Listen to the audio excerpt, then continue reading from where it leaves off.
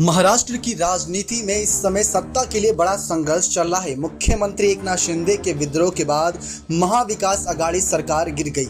उसके बाद शिवसेना और शिंदे गुट के बीच संघर्ष होता है। शिवसेना के 40 विधायकों के साथ 12 सांसदों ने एकनाथ शिंदे का समर्थन किया।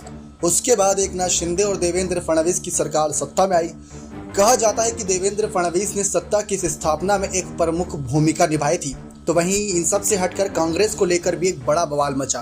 एक तरफ जब शिवसेना लेकर कर रही थी तो कांग्रेस के एक विधायक ने उप मुख्यमंत्री देवेंद्र फडणवीस से मुलाकात की और हड़कंप मच गया। इस दौरे के बाद कई राजनीतिक बहस छिड़ गई। चर्चा ये भी चल रही है कि क्या हम इस बैठक के बाद कुछ अलग सत्ता समीकरण देखेंगे।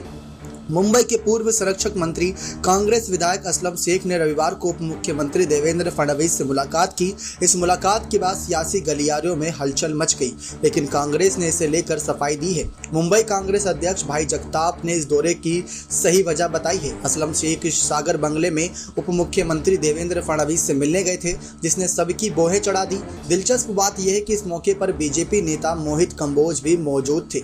इस मुलाकात के बाद भाई जगताप ने सफाई दी है। अब राज्य में 2 ही मंत्री हैं, मुख्यमंत्री एकनाथ शिंदे और उप मुख्यमंत्री देवेंद्र फडणवीस। चूंकि इन दोनों के पास एक कैबिनेट है, अगर मुंबई के बारे में कुछ करना है तो कहां जाएं, उसके लिए इन दोनों मंत्रियों से मिलना जरूरी है। भाई जगताप ने कहा कि असलम शेख फडणवीस से कहीं ना कहीं मुंबई में किसी काम को लेकर मिले थे, यानी कि फडणवीस से किसी काम को लेकर मिले थे। भाई जगताप ने दावा किया कि असलम शेख ने सागर के आवास पर उप मुख्यमंत्री फडणवीस से मुलाकात की, क्योंकि राज्य में कोई कैबिनेट नहीं है और रविवार को छुट्टी है।